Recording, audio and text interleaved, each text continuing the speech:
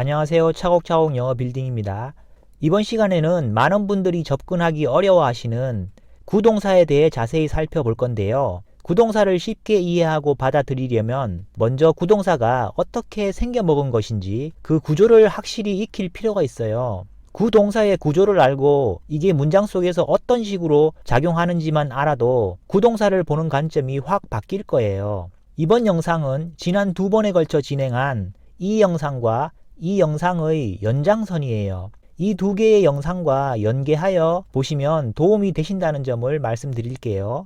끝까지 시청하시어 구동사에 쉽게 접근할 수 있는 원리를 습득하고 활용하시기 바랄게요. 자, 그럼 지금 바로 시작하겠습니다. 우리가 지난 시간에 공부한 구조는 명사 플러스 동사 플러스 전치사 플러스 명사 이런 구조였잖아요. 여기서 초점은 명사에서 동사로 흘러가요. 전치사 플러스 명사가 이 초점, 즉 동사를 서포트하는 기능을 한다고 했어요. 동작성, 상태성을 가진 동사와 연결성이 있으므로 전치사 플러스 명사는 부사 기능이에요. 여기서 전치사는 앞쪽의 동사와 뒤쪽의 명사 간의 관계를 설정하는 역할을 하는 것이고요. 맨 앞의 명사가 주어이죠. 주어 혼자 동작을 하는 흐름이에요. 혼자 흘러가니까 이때 동사는 자동사가 되는 거고요.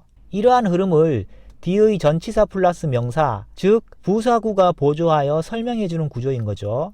이번 시간에는 이 구조에 동사 뒤에 명사가 추가되는 흐름이에요. 그래서 이런 구조가 되는 건데요. 맨 앞의 명사가 주어이죠. 주어가 어떤 동작을 하고 이 동작이 뒤의 명사에 직접적인 작용을 해요. 동사의 목적 대상, 즉 목적어가 되는 거죠. 한편 뒤의 이 명사, 즉 목적어 입장에서 보면 동사의 직접적인 영향, 즉 동작을 받게 되는 거죠. 이런 식으로 주어와 목적어 간에 상호작용 내지는 맞작용이 일어나요. 이렇게 되면 주어 혼자의 흐름이 아니죠. 쌍방 흐름이 되는 거잖아요. 여기서 동사는 타동사가 되는 거고요. 이러한 쌍방 흐름에 전치사 플러스 명사 구조가 덧붙어 있는 거예요. 이때 뒤쪽의 전치사 플러스 명사, 즉 전치사구는 앞쪽과의 연결성을 두 가지 관점에서 바라보아야 하는데요. 하나는 앞쪽의 명사와만 연결성을 가지는 경우예요. 명사 플러스 전치사 플러스 명사, 이 구조가 하나의 덩어리를 이루는 경우이죠.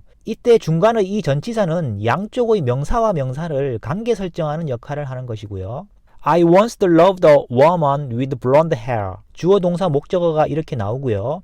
내가 사랑하는 행위를 했고 그 목적 대상이 한 여성이었던 거죠. 이 여성은 사랑을 받게 되는 흐름이죠. 주어와 목적어가 중간의 동사 love를 매개로 하여 서로 상호작용하죠. 쌍방의 흐름이 되는 구조예요. 여기에 전치사 with가 따라 붙어 있죠. 전치사는 뒤에 명사를 동반해요. with blonde hair가 강한 결합력으로 하나의 덩어리, 전치사 구를 형성하고요. 전치사는 연결어로 양쪽을 연결해요. 즉 뒤쪽뿐만 아니라 앞쪽의 뭔가와도 연결성을 가진다는 거죠.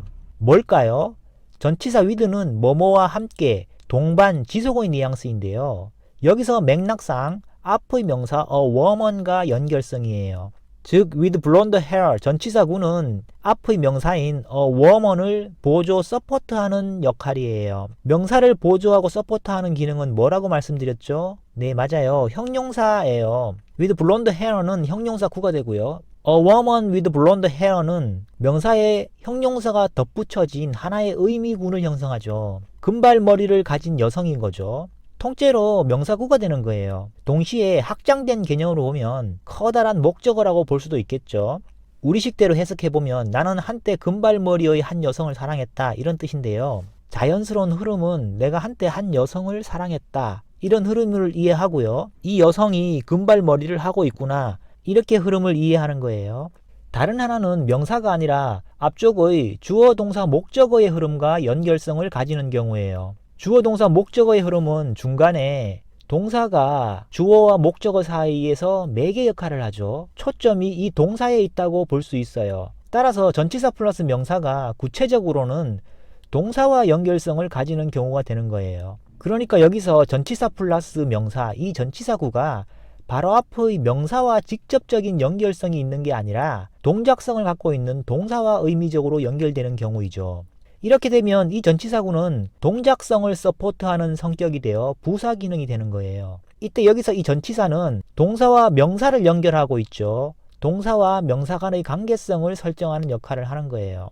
Tom put the chair by the desk. 주어 동사 목적어가 이렇게 있고요. 톰이 놓는 동작을 하죠. 이 동작은 직접적으로 관계 맺을 대상이 필요한 성질이에요. 놓는 동작이 직접적으로 작용할 대상, 즉 목적어가 필요한 상황이죠. 뭘 놓았냐는 거예요. 이런 성질의 동사를 타동사라고 해요. 다른 대상이 작용하여 대상과의 직접적인 영향 관계를 맺죠. 여기 보시면 동사와 목적어 사이에 연결 기능을 하는 전치사가 없이 곧바로 연결되죠. 직접적 연결, 직접적 작용인 거예요. 주어인 톰은 놓고 목적어인 대상은 놓아지는 거죠. 이렇게 상호작용의 흐름이 일어나죠. 이 주어와 대상을 중간에 동사가 연결 매개하는 역할을 하고 있거든요. 그러니까 이 흐름의 초점은 동작, 즉 동사에 있다고 볼 수 있겠어요. 자, 이렇게 톰이 의자를 놓았고 의자는 놓아지고 주어 동사 목적어의 구조로 쌍방 흐름이 있고요. 여기에 by the desk라는 전치사구가 덧붙여져 있죠. 이 전치사구의 연결성은 어디일까요? 전치사는 일단 양쪽 연결성이에요. 전치사 by는 뒤쪽으로는 the desk와 연결성이 있고요. 앞쪽으로도 분명 어딘가와 의미적으로 연결이 되어요. 그래야 자연스러운 하나의 문장이 형성될 수가 있죠. 이 경우에는 바로 앞에 있는 명사 a chair와 직접적 연결성으로 보면 안 되어요. 다시 말해 톰이 의자를 놓았는데 그 의자는 책상 옆에 있던 의자야, 이렇게 하면 안 된다는 거예요. 여기서 동사 put의 성질을 잠깐 언급할게요. put은 단순히 놓다가 아니라 뭐뭇에 뭐뭇을 놓다 라는 뉘앙스를 함축하고 있어요. 즉 여기 뭐뭐에 해당하는 위치 또는 방향을 필요로 하는 동사예요. 직관적으로도 놓았다고 하면 어디에 놓았다는 건지 당연히 궁금해지죠. 위치 또는 방향이 연결될 거라는 예상을 무의식적으로 하게 되어 있어요. 동사 put이 위치나 방향을 간절히 갈망하는 성질이니 전치사 by의 연결성은 동사 put이 되는 거죠. 전치사구 by the desk는 동사를 서포트 보조하는 역할인 거예요. 톰이 의자를 놓았어. 놓은 것은 책상 옆이야. 이렇게 의미가 흘러가게 되는 거예요. 고정된 명사와의 연결성이 아니라 동작성과 연결되고 동작성을 서포트하는 역할이니 by the desk는 부사구가 되는 거고요. 자, 우리의 목적은 동사와 전치사의 연결성을 공부하는 거잖아요. 여기서는 두 번째의 경우, 즉 동사와 연결성에 집중해서 진행해 나갈게요. I picked an apple off the apple tree. 사과나무에서 사과를 하나 땄다, 이런 뜻인데요. I picked an apple, 주어 동사 목적어, 이런 흐름이 있죠. 내가 따는 행위를 했고 이 행위가 사과에 직접적 작용을 하는 거죠. an apple이 목적어예요. 나는 따고 사과는 따지는, 이런 쌍방의 흐름이죠. 중간의 동사 picked가 주어와 목적어를 매개하는 역할, 즉 이 흐름에서 초점은 동사 picked에 있다고 볼 수 있겠어요. 그리고 전치사 off로 앞쪽의 동사 picked와 뒤쪽의 대상 the apple tree를 관계 설정하고 있죠. 전치사 off는 전치사 of에서 f가 하나 더 추가된 형태이죠. 전치사 of는 물리적으로는 붙어있는 뉘앙스예요. 여기에 f가 하나 더 추가되어 off가 되면 붙어있던 게 떨어지는 분리의 뉘앙스를 가지게 되어요. off는 분리의 뉘앙스이니까 동작성과 연결이 되겠죠. 앞의 동사 picked와 뒤의 명사 the apple tree, 이 둘을 연결하는 거예요. 사과를 따서 떨어뜨리죠. 어디서 떨어뜨려요? the apple tree, 사과나무에서 사과를 분리시키는 흐름인 거죠. of the apple tree, 전치사구는 동사와 연결성을 가지니 부사 기능이에요. 사과나무가 보이는 상황에서 내가 이 말을 한 상황이라면 the apple tree, 사과나무는 굳이 밝히지 않아도 의사전달에 문제가 없죠. 생략할 수가 있어요. I picked an apple off, 사과 하나 땄어, 이렇게 되는 거죠. 이렇게 되면 off는 혼자 있지만 사실은 부사구였던 of the apple tree를 대표하는 거잖아요. 그러므로 이제 전치사가 아니라 부사인 거예요. 더구나 전치사는 뒤에 명사를 꼭 달고 있어야 하는데 여기서 명사인 the apple tree를 날린 상태잖아요. off는 단독으로 부사의 기능을 수행하는 거예요. 그래서 off 부사는 쌍방의 흐름을 매개하고 있는 picked라는 동사, 즉 동작성을 서포트한다고 보시면 되겠어요. 원래는 전치사였지만 명사가 떨어져 나가면서 부사가 된 이 off, 한 단어로 구성되어 단촐하죠. 위치를 바꾸어 동사 옆에 붙어서 동사를 직접 서포트할 수가 있어요. 이렇게 되는 거죠. I picked up an apple. 이렇게도 많이 사용하거든요. 이렇게 되면 어떤 흐름이 되냐면 내가 따서 분리해냈어. 분리해냈다는 결과에 초점이 좀 더 있어요. 그 다음에 그 대상이 무엇이었는지 뒤따르죠. 대상은 맨 나중에 인식하는 구조가 되죠. 영어는 중요하다고 여기는 정보, 초점을 앞에다 두는 경향이 있어요. 분리해냈다는 결과를 먼저 보여주는 거죠. 그에 비해 위쪽을 보면 I picked an apple up. 내가 따는 동작이 곧바로 목적어인 사과와 연결이 되는 거죠. 사과를 따는 행위에 초점이 좀 더 있고요. 그런 동작을 하고 나서 up, 분리된 상태가 되었다는 거예요. 이 흐름에서는 따는 과정, 이 동작에 초점이 더 있다고 보시면 되겠어요. 큰 의미 차이가 나는 건 아니지만 그래도 미묘한 뉘앙스 차이가 있을 수 있다는 점 참고하시면 좋겠어요.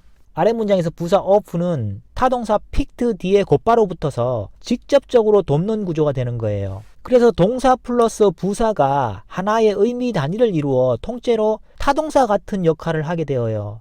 하나의 타동사 구처럼 기능한다는 거죠. 이런 형태를 구동사라고 지칭하는데요. picked up가 통째로 타동사, 그리고 an apple이 목적어, 이런 구조로 볼 수 있다는 거죠. 여기 up 뒤에 an apple, 명사가 있다고 해서 of an apple 이렇게 전치사구로 보면 안 된다는 점을 말씀드리고 싶어요. of는 부사로 an apple과는 연결성이 없는 거죠. 그런데 주의할 점이 하나 있어요. 다음과 같은 맥락이 있어요. There was one left on the apple tree. I picked it up. 사과나무에 사과가 한 개 남아 있었어. 내가 그걸 땄어. 여기서는 사과를 대명사 it로 받은 거죠. 이렇게 대명사인 경우에는 목적어와의 관계성을 확실히 밝혀야 해요.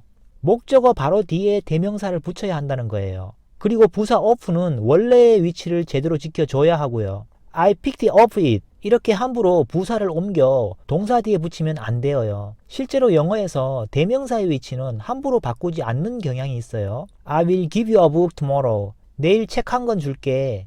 A book은 동사 give의 직접 목적어이지만 위치상 동사와 이 직접 목적어는 거리가 멀어져 사용할 수 있죠. 그런데 여기서 a book을 대명사로 바꾸면 어떻게 되나요? I will give you it tomorrow. 이렇게 쓰지는 않거든요. 대명사가 되면 목적어와의 관계를 확실히 해줘야 해요. 즉 목적어 뒤에 바로 붙인다는 거예요. 다음과 같이 써야 되죠. I'll give it to you tomorrow. 직접 목적어인 대명사 it를 동사 바로 뒤에 곧바로 연결해 연결성을 확실히 하죠. 간접 목적어였던 you는 원래 자리인 부사 자리로 가고요. 방향성을 나타내는 전치사 to를 붙여 부사구로 기능하게 되는 거죠. 대명사는 대신하는 말이잖아요. 직접적인 지칭이 아니므로 아무래도 상황에 따라서는 조금 모호해질 가능성이 있잖아요.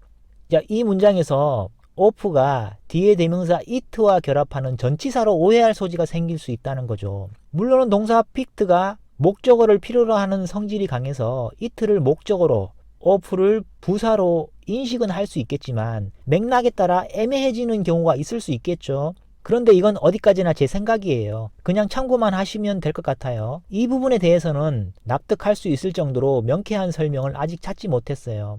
어쨌든 대명사가 목적어인 경우에는 동사와의 관계를 명확히 해준다는 점을 기억해 주시고요. 동사 뒤에 목적어 곧바로 붙게 되니 자연히 부사는 원래 자리였던 뒤쪽 자리에 배치하게 되는 거죠. 이 정도로 해서 이번 시간에 알아야 할 개념은 다 말씀드렸어요. 이제부터는 지난 시간에 배운 내용과 연결하여 연습해보는 시간을 가져볼게요. 구동사를 보는 관점을 활짝 열어볼게요. This school takes in foreign students. This school takes. 이 학교는 take, 동작을 하죠. take는 취해서 내역력으로 갖고 오는 뉘앙스가 있어요. take라는 동사가 이런 성격이므로 일반적으로 대상, 즉 목적어를 필요로 해요. takes in, 취해서 안으로 갖고 오는 흐름이죠. 뭘요? foreign student, 외국 학생들을요. 어떤 느낌이 나시나요? 이 문장에서 takes의 in은 뒤의 foreign students와는 연결성이 없어요. 이 문장은 원래 다음과 같은 구조예요. This school takes foreign students in. in이 foreign students와 연결성이라기보다는 동사 takes를 support하는 역할로 부사예요. 이 학교는 외국 학생들을 취해서 학교 안으로 갖고 온다는 거예요. 다시 말하면 외국 학생들을 받는다는 의미가 되는 거죠. 여기서 foreign students를 대명사 them으로 바꿔볼게요. This school takes them in. 대명사인 경우에는 목적어와의 관계성을 명확히 하죠. 그러므로 이렇게는 쓸 수 없어요. This school takes in them. 이렇게는 안 된다는 거죠. My cat likes to stay on this bookshelf. 내 고양이는 이 책장 위에 머무는 것을 좋아해.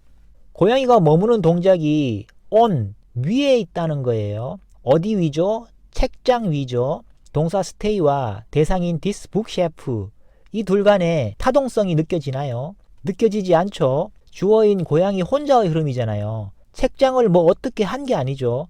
동사 stay와 대상인 the bookshelf는 직접적 작용 관계가 아니에요. 중간에 전치사 on이 있잖아요. 전치사 on이 매개하고 연결하는 역할을 해요. 동사 stay는 전치사 on을 거쳐 the bookshelf에 연결되는 흐름인 거죠. 동사 stay가 the bookshelf에 직접 작용하는 관계가 아니므로 the bookshelf는 동사 stay의 목적어가 아니에요. the bookshelf는 바로 앞에 있는 명사 on과 직접적 연결 관계가 되죠. 전치사 on의 목적어가 되어요. 그래서 on the bookshelf가 강력한 하나의 결합 단위가 되고요. 전치사 구를 이루는 거예요. 그러니까 전치사 on을 뒤의 명사와 분리해서 위치를 바꾸면 안 돼요. My cat likes to stay this bookshelf on. 이렇게 하면 안 된다는 거예요. 동사 stay와 this bookshelf 사이에 동사 목적어 관계가 성립하지 않잖아요. My cat likes to stay on this bookshelf. on this bookshelf 전치사구는 앞에 있는 주어 동사의 흐름을 서포트하는 역할이에요. 구체적으로는 동사를 서포트 보조하는 역할이라고 할 수 있겠어요. 동사를 보조함으로 on the bookshelf는 부사구로 기능하는 거고요.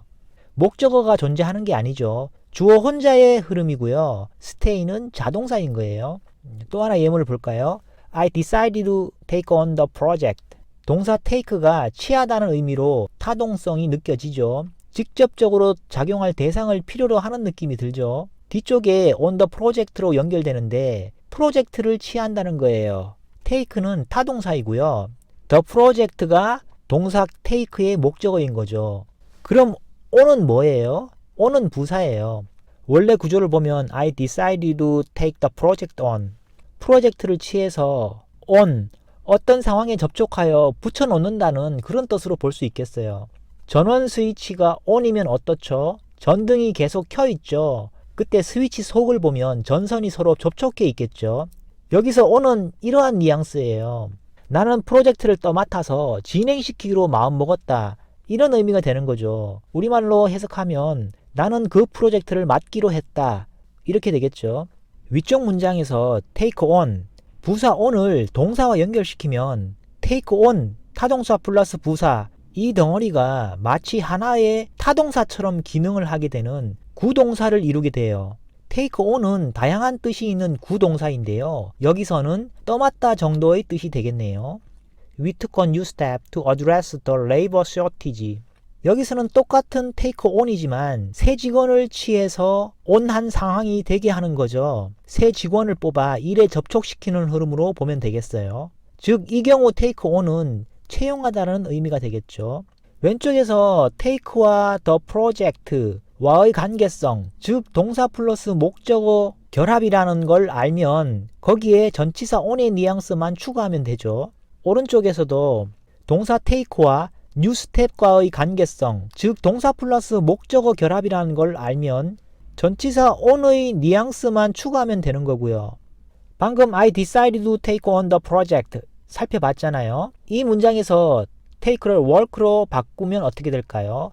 I decided to work on the project. 이 문장을 흐름을 보면 내가 일하기로 마음먹은 거죠. 내가 전치사 on 위에 직접 있는 거예요. 즉 내가 접촉하는 흐름인 거죠. 어디에 접촉해 있어요? The project. 내가 프로젝트에 붙어서 일하기로 마음먹었다는 거죠. 동사 work의 타동성이 느껴지나요? 다시 말해 대상인 the project와 동사 플러스 목적어의 관계가 형성되나요? 전혀 아니죠. work는 자동사예요. on은 전치사이고요. 전치사 on과 뒤의 대상이 결합하여 전치사구를 이루고 있고요. on the project, 이 전치사구가 앞의 동사를 서포트하는 거예요. 그리하여 이 전치사 덩어리는 부사로 기능을 하는 거고요. 뒤의 대상과 끈끈한 결합력을 가진 전치사 on을 함부로 분리하면 안 되겠죠. I decide to work the project on. 이렇게는 안 된다는 거죠. 위쪽 문장의 take는 타동사이고요. on이 부사인 구조이죠. take on과 work on은 의미적으로도 약간 차이가 있어요. 위쪽 문장에서 take on the project는 프로젝트를 맡았다는 의미이죠. 직접 프로젝트를 수행하는 것일 수도 있지만 관리나 책임을 떠맡는다는 의미일 수도 있어요. 아래쪽의 work on은 직접 일을 한다는 뉘앙스가 담기게 되고요. 구동사의 여러 가지 뜻을 각각 외우는 것은 큰 의미가 없어요. 동사가 가진 기본 뉘앙스와 전치사 또는 부사가 가진 기본 뉘앙스를 접합하여 의미를 그려보아야 해요. 거기에다 구동사가 구조적으로 어떻게 결합되어 있는지를 알아야 기본 뉘앙스를 제대로 결합할 수가 있겠죠. 동사 플러스 전치사 플러스 명사 구조와 동사 플러스 부사 플러스 명사의 구조는 겉으로 보면 비슷해 보여서 헷갈리기 십상이에요. 위쪽에서는 전치사 플러스 명사가 결합해 부사로 기능하는 거고요. 동사 플러스 부사 플러스 명사 구조에서는 중간에 전치사 모양을 하고 있지만 이게 부사라는 거죠. 그러니 원래 구조는 동사 플러스 명사 플러스 부사 이렇게 되는 거죠. 맨 위쪽을 보면 결국 동사 플러스 부사의 흐름이니 자동사 흐름이고요. 아래쪽은 붉은색의 명사가 동사의 목적어인 거잖아요. 타동사의 흐름이에요. 그리고 동사에 전치사 모양을 한 부사가 붙어있는 구조도 있을 수 있어요. 동사에 부사가 붙은 구조로 자동사 흐름인 거죠. Tom took off his jumper as soon as he came in. Tom took off. 톰이 취해서 떨어뜨린 것, 즉 분리한 거죠. 뭘 취해서 어디로부터 분리한 걸까요? 점퍼를 취해서 분리한 거죠. 점퍼니까 몸에서 분리한 것이 되겠죠. D의 his jumper는 take의 목적어 맥락이에요. take는 타동사이고요. off는 D의 his jump와는 연결성이 없는 부사예요. 타동사 플러스 부사의 구조로 마치 하나의 타동사 구처럼 기능하는 구동사를 이루고 있다고 볼 수 있겠어요. take off, 취해서 분리했다. 뭘요?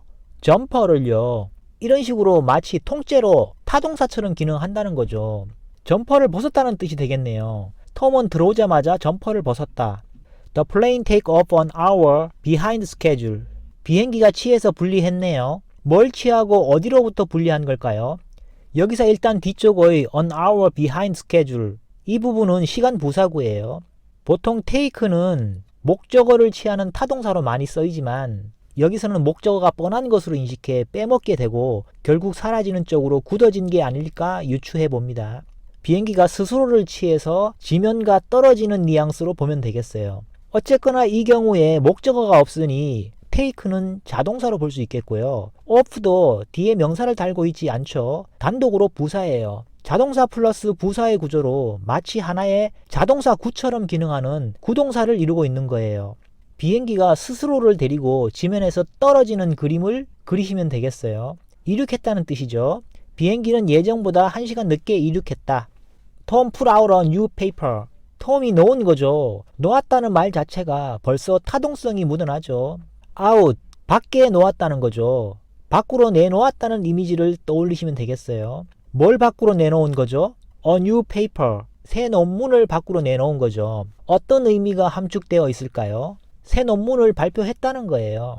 여기서 out은 단독으로 부사예요. D의 a new paper와 연결성이 없어요. D의 명사와 연결성이 아니므로 전치사가 아닌 거죠. 그냥 단독으로 부사예요. put out은 통째로 하나의 타동사처럼 기능하는 구동사라고 볼 수 있겠네요. He put out the fire. 여기서 put out, 바깥에 놓았죠. 뭘요? The fire, 불을요. 어떤 의미가 함축되어 있을까요? 불을 껐다는 거예요. put out이 동일한 형태의 구동사인데 상황에 따라 우리말로는 전혀 다른 뜻이 되죠. 기본 뉘앙스와 연결 구조를 파악하면 다양한 상황에서 그에 맞는 의미를 유추해낼 수가 있는 거죠. 정리할게요. 오늘은 명사, 동사, 명사, 전치사, 명사 이 구조를 공부했어요. 주어, 동사, 목적어의 흐름이 있고요. 주어, 동사로 이루어져 있으니 문장이죠. 이 흐름에 전치사 플러스 명사, 즉 전치사구가 덧붙여져 있는 거예요.